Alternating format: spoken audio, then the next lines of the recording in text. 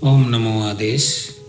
आज का प्रश्न हमें लिखा है सुलेखा गंभीर जी ने, लखनऊ उत्तर प्रदेश से। सुलेखा लिखती है कि गुरुदेव, क्या मृत्यु के पश्चात एक पति की आत्मा विधवा स्त्री के साथ ही रहती है या फिर उसके साथ नहीं रहती है? क्योंकि मेरे जीवन में कई ऐसे अनुभव हुए हैं जिससे मुझे लगता है कि मेरे पति की आत्मा मेरे साथ है और वह बहुत दुखी है, और उस दुख के कारण मैं भी पीड़ित रहती हूँ। हमारे घर में नुकसान होता है, घर से पैसे गायब हो जाते हैं, बच्चों में आपस में बनती नहीं है और न ही बच्चे मेरा सम्मान करते हैं। तो इस विषय में आप बताने का कष्ट करें। तो बेटा सुलेखा, सबसे पहले तो यह सुन के दुख हुआ कि आपके पति की मृत्यु हो चुकी है। और दूसरी बात, जब किसी स्त्री के जीवन साथी का साथ छूट जाता है, टूट जाता है, उसकी मृत्यु हो जाती है, ऐसी स्थितियों में उस स्त्री का जो मन होता है, जो बुद्धि होती है और जो आत्मा होती है, इन तीनों चीजों पर प्रभाव पड़ता है। उसे एक अनजाना सा डर, एक भ्रम लगा रहता है। और हमारे समाज की व्यवस्था ऐसी है जहां विधवा स्त्री को अशुभ समझा जाता है, अमंगल का प्रतीक समझा जाता है। ऐसे में उसको ताने भी दिए जाते हैं कि तू अपने पति को खा गई तो हमें क्या बख्शेगी। तो एक अपराध बोध भी उस स्त्री के मन में बन जाता है, क्योंकि बार बार लोग उसे यही दिखाते हैं, यही समझाते हैं कि तूने तो अपने पति को ही खा लिया है। अब यह बात समाज की है। अब हम आते हैं आपके जीवन पर। देखिए, जब जीवन साथी बिछड़ जाता है तो जाहिर सी बात है कि आपको कभी कभी अनुभव होता होगा दुख का, चिंता का, मन बैठने लगता है, घबराहट होने लगती है।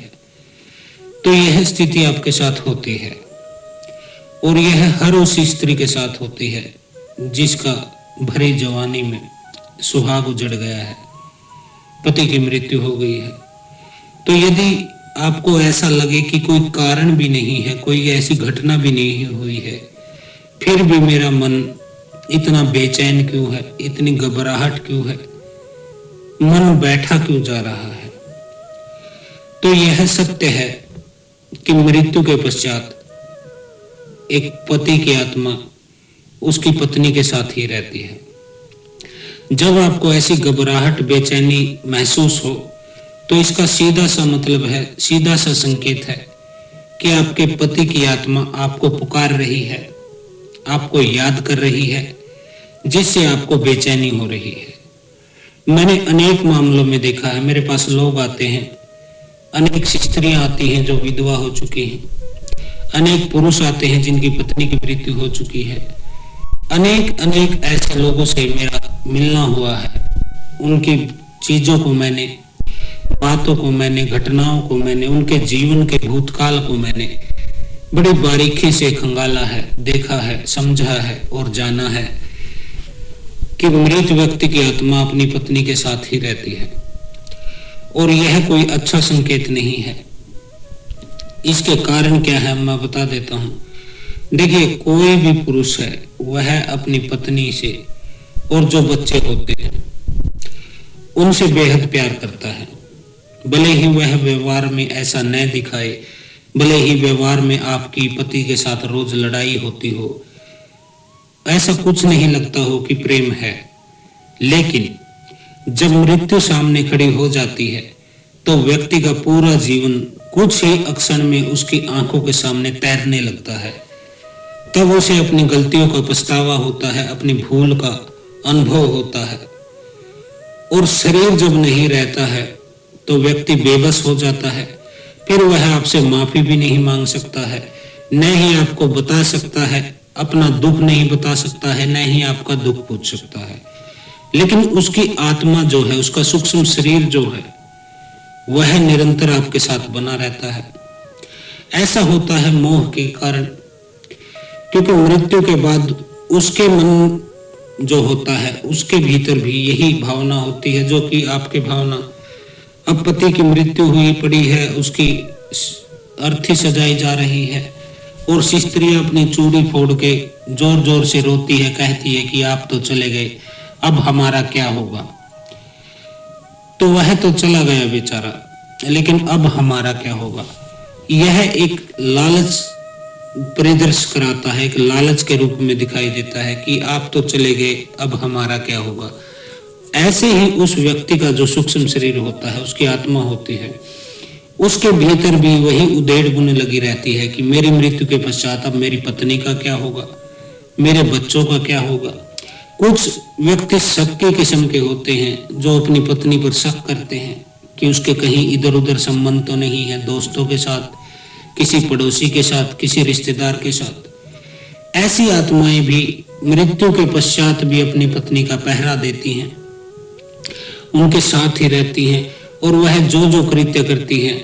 अब वह व्यक्ति तो गुजर गया है, लेकिन जीवन आगे बढ़ने का नाम है। ऐसे में वह स्त्री चाहती है कि मैं दोबारा अपने सपनों को सजाऊं, अपने जीवन की उजड़ी हुई बगिया में फिर से एक फूल खिलाऊं। तो उसमें गलत भी कुछ नहीं है, लेकिन वह आत्मा यह चीज सोचकर कंपकपा जाती है, उसको बहुत पीड़ा होती है, क्योंकि वह सोचता है कि यह तो केवल मेरे लिए है। अब ऐसी स्थितियों में जो स्त्रियां दोबारा शादी करती हैं या फिर कहीं प्रेम संबंध बना लेती हैं, तो उस मृत आत्मा को बेहद ही अतृप्ति का एहसास होता है, असंतुष्टि का एहसास होता है, एक दुख और पीड़ा के उसमें चक्कर में वह घिर जाती है। ऐसे में वह आत्मा आपको पीड़ित करने लग जाती है। पीड़ित कैसे करेगी? आपको बीमार कर सकती है, आपको उल्टे सीधे डरावने सपने आ सकते हैं, आपके बनते बनते काम बिगड़ सकते हैं, आपके घर से पैसे गायब हो सकते हैं, आपका कोई काम धंधा है उसमें नुकसान हो सकता है, काम धंधा चल नहीं सकता है, क्योंकि जो मृत आत्मा है वह आपके कुल में ही जन्म लिया था, आपके पति ने इस घर में ही जन्म लिया था, तो नियम के अनुसार तो उसे होना चाहिए था पितृलोक में, लेकिन उसकी मृत्यु हो गई है अकाल मृत्यु, एक्सीडेंटल मृत्यु, चाहे वह कैंसर से हुई हो, हार्ट अटैक से हुई हो, किसी दुर्घटना में हुई हो, जिस तरह से भी उसकी मृत्यु हुई है वह अकाल मृत्यु को प्राप्त हुआ है, समय से पहले उसकी मृत्यु हो गई है। अब जब तक उसका समय पूरा नहीं होता उसको प्रेत योनि से मुक्ति नहीं मिलती है। तो ऐसे ये सारी चीजें होती हैं, और प्रेत योनि में जब तक वह पड़ा रहता है तो वह अपने परिजनों को ही, जो उसके परिवार के लोग थे, उनको ही पीड़ित करता है, क्योंकि ऐसी आत्माओं का अक्सर यह मानना होता है, जैसा कि हमारे अनुभव में आया, कि मेरी मुक्ति की जिम्मेदारी मेरे उन पारिवारिक सदस्यों की है जिनको मैं अपनी संपत्ति, अपना नाम, अपने बच्चों को पैदा करके आया हूं, पढ़ाया था, लिखाया था, जो भी कुछ किया था, तो उनकी जिम्मेदारी है। ऐसे में वह पीड़ित करना शुरू कर देती है।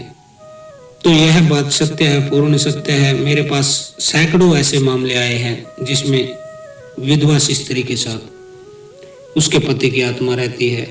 अनेक ऐसे मामले आए हैं जिसमें कि औरत ने दोबारा शादी कर ली है, वहां पे वह बच्चे हो गए हैं, लेकिन वह आत्मा उसके साथ ही है।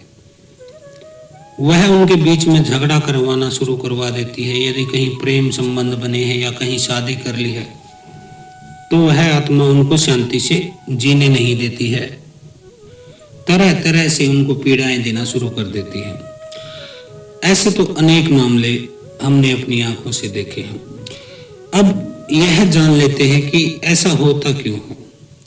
देखिए, एक तो मोह होता है और एक लालच होता है। ये दो चीजें होती हैं जो क्रोध को और काम को पैदा करती हैं।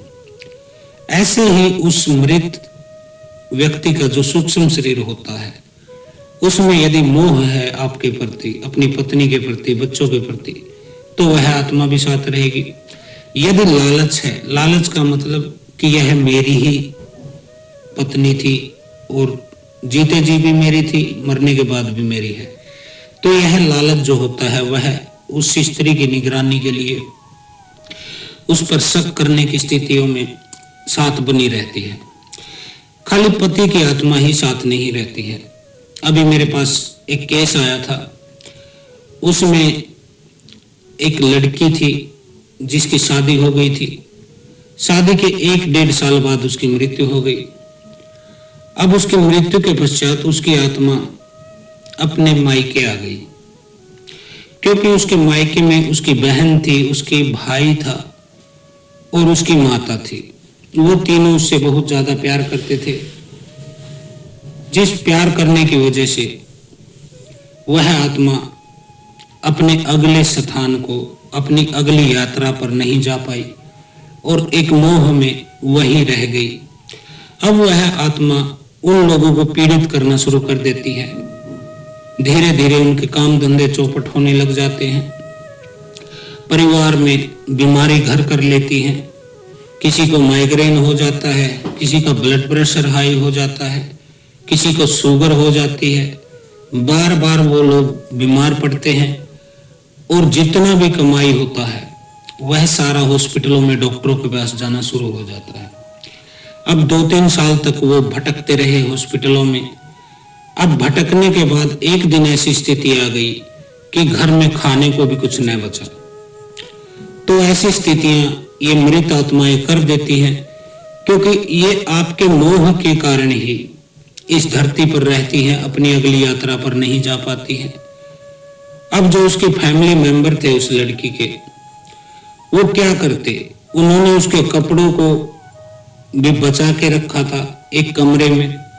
उससे जुड़ी हुई जो चीजें थी, यादें थी, जो उसके स्कूल का बैग था, जो खिलौने थे उसके, मतलब बचपन से लेके और शादी तक उसकी अनेक चीजों को उन्होंने संभाल के रख रखा था। इसके अलावा जब भी उसका बर्थडे आता था उसको वो सेलिब्रेट करते थे, केक काटते थे, मोमबत्ती जलाते थे। जिस दिन उसकी मृत्यु हुई उस दिन वह शोक के रूप में मनाते थे, एक दुख के दिवस के रूप में मनाते थे। उस दिन उनके घर में खाना नहीं बनता था। तो ऐसी स्थितियां हो जाने के बाद अब आप स्वयं बताइए कि वह मृत आत्मा कैसे अगली यात्रा पर जाएगी। ये लोग बार बार उसको खींच रहे थे, वहीं रख रहे थे, उसके फोटो, उसके जुड़ी सामान सामग्री, जो कुछ भी उसने यूज किया था, उसके शादी का जोड़ा, उसकी शादी का एल्बम, सब कुछ उन लोगों ने संभाल कर रखा था। और वो बार बार समय पर उसको खोल कर उसको याद करते थे, बैठकर उसके लिए आंसू बहाते थे। ऐसे में वह आत्मा अपनी अगली यात्रा पर यानी कि नया जन्म नहीं ले पाई और उन्हीं लोगों के साथ रहने लगी। अब वो लोग आए मेरे पास, मैंने चेक किया तो देखा कि उनके ही घर का प्रेत है। अब यह प्रेत भी एक लड़की। तो मैंने उनसे पूछा कि ये 20-21 साल की लड़की कौन है। तो उन्होंने कहा कि ये तो हमारी ही लड़की है। तो मैंने कहा तुम्हारी सभी समस्याओं का, सभी कठिनाइयों का, सभी पीड़ाओं का, तुम्हारे सारे दर्द इस लड़की की आत्मा की वजह से है, क्योंकि तुम्हारे मोह ने, तुम्हारे क्रियाकलाप ने, तुम्हारे खींचने के कारण यह अगली यात्रा पर नहीं जा पाई, जिससे यह आत्मा भी बहुत पीड़ित है। कहते हैं मृत्यु के बाद स्वर्ग और नरक होता है, तो ऐसा मैं नहीं मानता हूं। मैं मानता हूं कि स्वर्ग भी यही है और नरक भी यही है। जो लोग मृत लोक में है, पृथ्वी पर जो लोग है वह नरक में है, क्योंकि पृथ्वी पर कोई सुख नहीं है। बुद्ध ने भी कहा था कि हर तरफ दुख ही दुख पसरा पड़ा है, तो यहाँ सुख है नहीं। तो प्रेत के रूप में, प्रेत योनि में जब तक मृत लोक में यानी कि पृथ्वी पर कोई आत्मा भटकती है और जो पीरियड होता है, जो समय होता है, काल अवधि होती है, मेरी नजर में वही नरक है। तो वह नरक में पड़ी हुई आत्मा उन लोगों को पीड़ित करती थी। अब उन्होंने कहा कि इसका निवारण क्या है। तो मैंने कहा इसका एक ही निवारण है, इसको प्रेत योनि से मुक्ति दिलाई जाए ताकि यह नया जन्म ले सके। तो यदि ऐसा आपको करना चाहते हैं तो फिर आपको इसके पूरे पुराने सामान को, पूरे इससे जुड़े हुए यादों को आपको तिरोहित करना होगा। उठा के फेंक दो सारे इसके सामग्री को, इसके फोटो को, कपड़ों को, खिलौनों को, जो भी चीजें इसकी उठा के फेंक दो, आग लगा दो उनमें। आपने देखा होगा जब किसी व्यक्ति की मृत्यु होती है तो उसकी अर्थी सजाई जाती है, फिर उसको सभी लोग इकट्ठे होके जैसे एक बारात निकलती है वैसे अर्थी निकलती है। सभी लोग प्रियजन होते हैं, रिश्तेदार होते हैं, मित्र होते हैं, पड़ोसी होते हैं, गांव के लोग होते हैं, सभी लोग उसको कंधों पर उठाकर ले जाते हैं, जैसे कि शादी में एक डोली को ले जाया जाता है। एक सुख का पल होता है, एक दुख का पल होता है। अब उस आत्मा को, उस शरीर को, उस बॉडी को उस अर्थी पे लेटा के ले जाया जाता है शमशान। शमशान ले जाने के बाद उसकी चिता सजाई जाती है, चिता में उसको रखा जाता है और उसमें आग लगा दी जाती है। उससे संबंधित जो पुराने कपड़े होते हैं उनको भी जला दिया जाता है और जो व्यक्ति आग लगाता है, दाह संस्कार करता है, वह व्यक्ति एक बांस के लठ को उठाता है और 3 बार उस चिता के ऊपर से घुमाकर फेंक देता है कि आज के बाद न तू हमारा न हम तेरे। फिर मटकी में पानी होता है, उस मटकी को फोड़ा जाता है, तब भी यही भावना होती है कि अब तू न मेरा न हम तेरे। तो यह क्या होता है? यह एक नियम होता था कि जो मृत हो गया है कि अब तेरा हमारे साथ कोई संबंध नहीं, तो अब अपनी आगे की यात्रा पर निकल। तो वैसे यदि करते थे हमारे पूर्वज, हमारे बुजुर्ग लोग, पहले के लोग, तो वह क्यों करते थे? इसीलिए करते थे ताकि उस मृत आत्मा का मोह इस परिवार में, इस गांव में, इस जगह पे न रहे और वह अपनी आगे की यात्रा पर चल निकले, हमारा भी पीछा छूटे और इसका भी इस नरक से पीछा छूटे। तो ऐसा किया जाता था।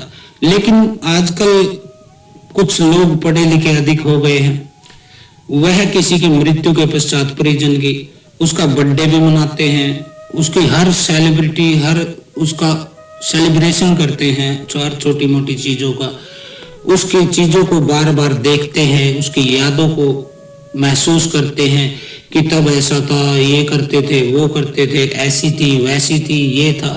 तो ये सारी चीजें उस मृत आत्मा को आगे की यात्रा से रोकती है। कुछ लोग अपने मृत मुर्दों के फोटो लगाए रखते हैं घर में, उनके आगे धूप बत्ती लगाते हैं, फूल चढ़ाते हैं। तो ये सब मूर्खतापूर्ण कृत्य हैं। ऐसा करने से उस मृत आत्मा को मुक्ति नहीं मिलती है और आप भी पीड़ित हो जाते हैं, क्योंकि कोई भी व्यक्ति यदि आपके घर से मरा हुआ है और उसको मुक्ति नहीं मिली है प्रेत योनि से, वह पितृ योनि में नहीं गया है या फिर उसे नया जन्म नहीं मिला है, ऐसी स्थितियों में आपको पितृदोष लगता है। क्योंकि जिसके पूर्वज प्रेत योनि में हो तो और पितृदोष इससे अलग होता क्या है? यही तो होता है पितृदोष। तो यह होता है। इसके अलावा एक अन्य व्यक्ति हमारे पास आए थे, वो कह रहे थे कि शाम को रोज खाना खाता हूं मैं, तो मेरी मृत पत्नी की आत्मा मेरे पास आकर बैठ जाती है। उस व्यक्ति की उम्र 65 से 70 साल के आसपास रही होगी। वह बड़े ही बुजुर्ग थे, अब ठीक से उन्हें दिखाई भी नहीं देता, सुनाई भी नहीं देता था, चल भी नहीं पाते थे। लेकिन उनका दावा था कि मेरी जो मृत पत्नी है उसकी आत्मा रोज खाने के समय मेरे साथ बैठती है, उसके अलावा किसी को वह दिखाई नहीं देती थी। तो यह भी सत्य ही घटना है, क्योंकि उसकी पत्नी का मोह उस पुरुष में था। उसके अंदर एक चिंता थी कि मेरे बाद इनका क्या होगा, बहू बेटे ठीक से खाना देंगे या नहीं देंगे, इनकी सेवा करेंगे नहीं करेंगे। तो उसकी आत्मा भी मुक्त न हो पाई और वह भी प्रेत के रूप में ही भटकती रह गई। तो ऐसी आत्माएं जो होती हैं वो आपको पितृदोष देती हैं, पितृदोष आपको लग जाता है। तो यह होता है। अब इसका निवारण क्या है? अगर आप इन समस्याओं से घिरे हैं तो इसका सीधा सा निवारण एक ही है, उस आत्मा की मुक्ति के लिए प्रयास करना। देखिए, जब तक वह आत्मा आपके साथ रहती है, आपको दुख ही दुख, कठिनाइयां ही कठिनाइयां, नुकसान पे नुकसान, शारीरिक बीमारियां, घर में क्लेश, इस तरह की चीजें बनी रहती हैं, क्योंकि वह पितृदोष की श्रेणी में आ जाती है। मुक्ति उसे मिलती नहीं है और उस आत्मा की पीड़ा से आप लोग संतृप्त रहते हैं। आपको पाप भी लगता है, ताप भी लगता है, आप पीड़ित रहने लग जाते हैं। अब एक लड़के की शादी हुई लड़की से, अब लड़के की मृत्यु हो गई तो वह उसी घर में रह गया अपनी विधवा पत्नी के साथ। लेकिन यदि लड़की की मृत्यु होती है तो वह अपने मायके भी जा सकती है, अपने माँ बाप के पास, भाई के पास, क्योंकि देखिए उस घर की कुल देवी अलग होती है मायके की, और जो ससुराल है इसकी कुल देवी अलग होती है। तो मायके में वह इसलिए जा सकती है क्योंकि उस घर में उसने जन्म लिया था। वहां की कुल देवी और पितर उसे आने से रोकते नहीं है, क्योंकि उनके लिए वह उसी घर की संतान है, बच्चा है, बेटा है, बेटी है। इसी तरह ससुराल में आने के बाद, शादी के बाद, इस घर से वह धर्म की पत्नी हो जाती है, इसीलिए तो धर्म पत्नी बोलते हैं, और सास ससुर के लिए धर्म की बेटी होती है। उसी तरह कुल देवी और पितरों के लिए भी वह धर्म की बेटी हुई, धर्म की बहू हुई, तो वह इधर भी आने से नहीं रोकते हैं। तो स्त्री जो होती है वह मायके और ससुराल दोनों जगह जा सकती है। पुरुष की आत्मा जो है वह खाली अपने वहीं रह सकता है जहां उसने जन्म लिया। हाँ, उसकी पत्नी यदि कहीं और शादी कर लेती है तो वह उसके साथ जा सकता है, क्योंकि उसने अग्नि को साक्षी मानकर 7 फेरे लिए थे। मंत्रोच्चार से, वैदिक मंत्रोच्चार से वचन लेकर उसने उसका पानी ग्रहण किया था, उसके माता पिता ने कन्यादान किया था, तो वह उसके साथ फेरों में बंध गया है। अब वह उससे दूर नहीं जा सकता है। वह कहीं भी जाए स्त्री, वह उसके साथ ही रहता है। उसके भविष्य के संबंधों को वह आत्मा बिगाड़ती रहती है। तो यदि आपको इन समस्याओं से आप पीड़ित हैं तो यह एक बहुत बड़ी समस्या है। आपको इसके बारे में सोचना होगा, क्योंकि जब तक आप नहीं सोचेंगे ये आत्मा को मुक्ति मिलने वाली नहीं, और इसको जब तक मुक्ति नहीं मिलने वाली, आपके जीवन में भी सुख, शांति, संतुष्टि, स्वास्थ्य, सौभाग्य, इन चीजों की तो आप कल्पना करना ही छोड़ दीजिए, क्योंकि यह आपको कभी सुखी होने नहीं देगी। मृत आत्मा पति की हो या पत्नी की हो, या अपने भाई की हो, माँ की हो, बाप की हो, बेटे की हो, बेटी की हो, किसी की भी हो, कोई भी प्रेत आपके घर में होना नहीं चाहिए। जो भी प्रेत आपके घर में है तो उसको साधना के द्वारा, चाहे साधना वैदिक हो, तांत्रिक हो, किसी भी प्रकार की साधना हो, उससे आप प्रयास कीजिए कि वह प्रेत योनि से मुक्त हो जाए, या तो उसको नया जन्म मिल जाए, या फिर वह पितृलोक में स्थापित हो जाए, जिसके बाद आप श्राद्ध के समय भोग प्रसाद आदि देते हैं, श्राद्ध निकालते हैं, वह चीज उन तक पहुंचे और उस आत्मा को तृप्ति मिले, संतुष्टि मिले और शांति मिले। वह आपको वहीं से आशीर्वाद देती रहे, पितृलोक से ही।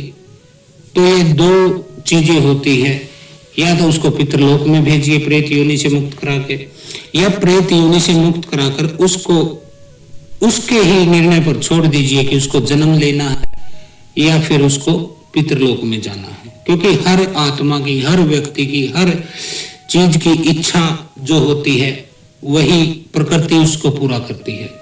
भगवान श्री कृष्ण ने गीता में कहा है कि देख अर्जुन, तू जैसा सोचेगा वैसा ही बन जाएगा। यही चीज मैं अपने सभी शिष्य को कहता हूं कि देख बेटा, जैसा तू चाहेगा वैसा ही होगा, जैसा चाहेगा वैसा ही हो जाएगा। तू अच्छा चाहेगा, पॉजिटिव चाहेगा, सोच रखेगा, तो तू पॉजिटिव हो जाएगा। अगर तेरी सोच ही डुप्लीकेट है, नेगेटिव है, छोटी सोच है, गंदी सोच है, तो तेरा स्वभाव भी ऐसा ही हो जाएगा। जैसा करेगा वैसा भरेगा। ये चीजें हमारे पूर्वज हमें बता गए हैं। ये कहावतें क्यों बनी है? ये इसीलिए बनी है क्योंकि उन लोगों ने अपने अनुभव से जाना है, सीखा है, तभी तो वो हमें कह गए हैं। और जो इन चीजों को मान लेता है उसका जीवन आसान हो जाता है, थोड़ा सरल हो जाता है।